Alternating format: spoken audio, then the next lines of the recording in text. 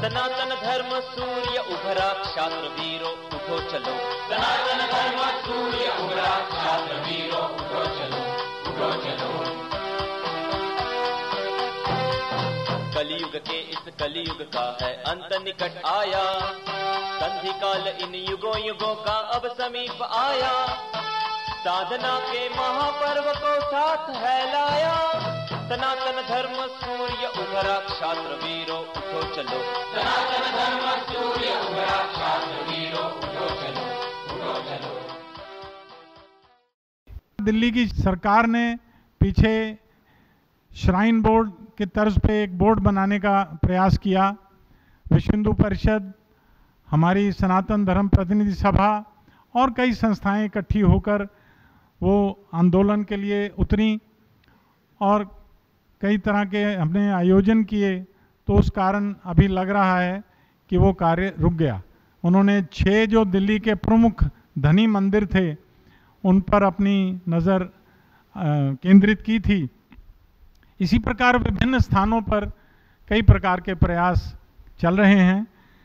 उसका सबसे बड़ा कारण ये है कि हमारी मंदिरों की संपत्ति, धन के ऊपर सरकार की, राजनीतिज्ञों की नज़र है।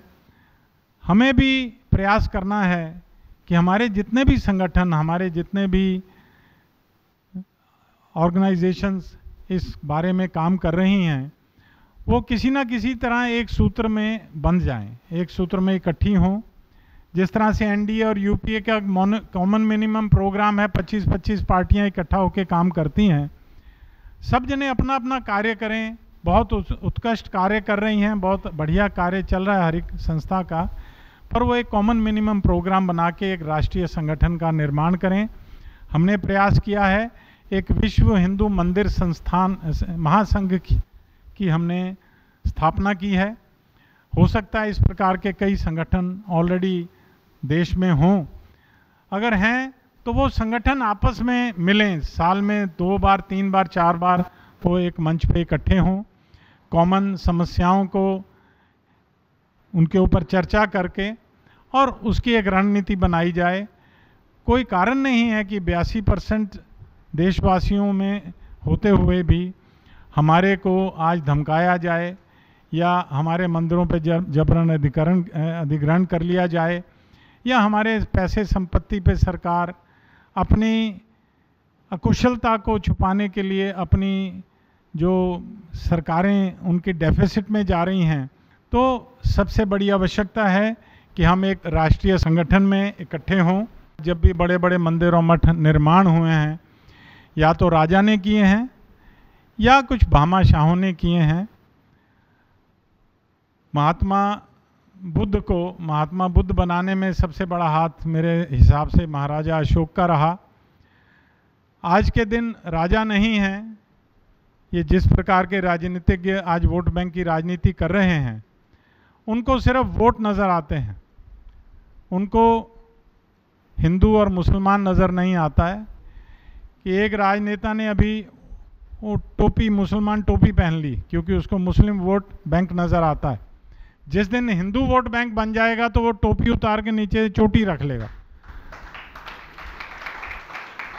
तो सबसे बड़ी आवश्यकता है, अगर हमें मंदिर बचाने हैं, अगर हमें अपने धर्म का उद्धार आगे बढ़ाना है, तो सबसे बड़ी आवश्यकता है कि हम सत्ता को कंट्रोल करें, उसके लिए वोट बैंक बनाएं। और जिस दिन 7% का भी वोट बैंक हमारा बन गया, 7% का वोट बैंक का अर्थ है कि 7% हिंदू जिस दिन इकट्ठे होकर हर क्षेत्र में एकत्रित होकर संगठित होकर वोट देंगे, वहाँ के राजनेता की टोपी उतर के चोटी नज़र आनी आपको लग जाएगी। फिर किसी मंदिर का अधिग्रहण नहीं होगा, किसी हिंदू कार्यक्रम पे कोई आक्षेप नहीं होगा।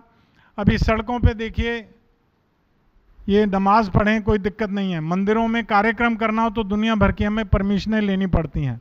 हमने अभी एक अभियान शुरू किया है दिल्ली में कि हम हर मंगलवार को सुंदरकांड का पाठ करेंगे, अधिक से अधिक हिंदुओं को कहेंगे मंदिरों में आएँ, और जब मंदिर में जगह नहीं होगी हम भी सड़कों पे सुंदरकांड का पाठ करेंगे। ये सरकार तभी सुनेगी। मेरा सबसे आह्वान है कि इस प्रकार के कार्यक्रम शुरू करें बोल्डली, जिस तरह से सनातन संस्था ने हमें संदेश दिया है, हम भी खुल के बोल्डली अपने हिंदुत्व के लिए, अपने मंदिरों के लिए कार्यक्रम करें। मंदिरों की देखिए, हम सबसे पहले अपने आप को सुधारें, अपना कार्य ठीक करें। मंदिरों में सुव्यवस्था हो, मंदिरों में ट्रांसपेरेंसी हो, उसके हिसाब किताब में स्वच्छता हो। अगर अक्षरधाम मंदिर, इस्कॉन के मंदिर, वो भी तो हम हिंदुओं के मंदिर हैं, अगर वो इतने अच्छे बढ़िया सुव्यवस्थित और अच्छे चल सकते हैं, रामनाथी मंदिर देख के मेरा मन गदगद हो गया, तो क्यों नहीं सारे मंदिर क्यों नहीं ऐसे हो सकते।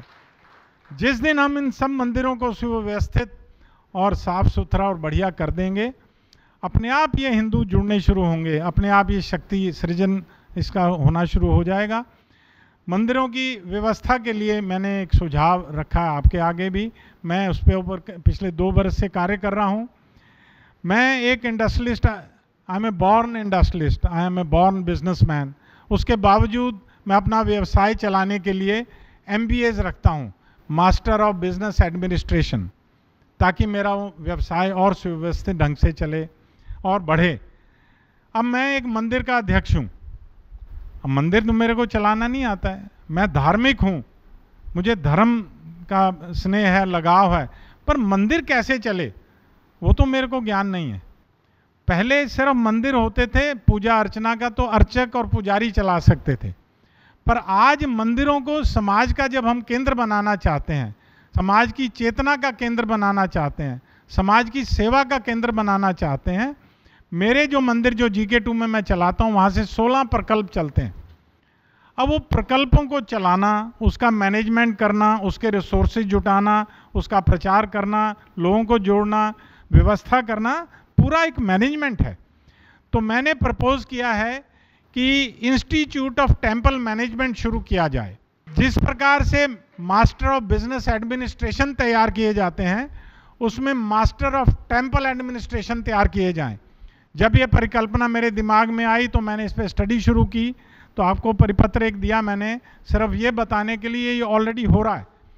शंघाई की एंटाई यूनिवर्सिटी में इस प्रकार का एक कोर्स ऑलरेडी चल रहा है, टेम्पल मैनेजमेंट का MBA कोर्स है, और उसमें 48 बौद्ध भिक्षु वहाँ पर ये ट्रेनिंग कोर्स कर रहे हैं।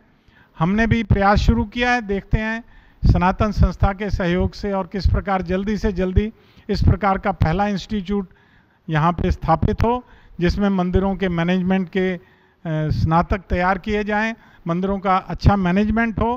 पर मैं सबसे एक आग्रह करना चाहता हूँ कि मंदिरों के साथ जुड़ जाएं, मंदिरों के साथ लोगों को जोड़ें, अपने आप ये जो राक्षस हैं भाग जाएंगे।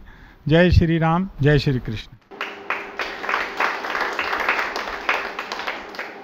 जयतु हिंदू राष्ट्रम, जयतु हिंदू राष्ट्रम। सनातन धर्म सूर्य उभरा, क्षात्र वीरो उठो चलो। सनातन धर्म सूर्य उभरा, क्षात्र वीरो उठो चलो, उठो चलो। कलयुग के इस कलयुग का है अंत निकट आया, संधि काल इन युगों युगों का अब समीप आया। साधना के महापर्व को साथ है लाया, सनातन धर्म सूर्य उभरा, क्षात्र वीरो उठो चलो। सनातन धर्म सूर्य उभरा, क्षात्र वीरो उठो चलो, उठो चलो।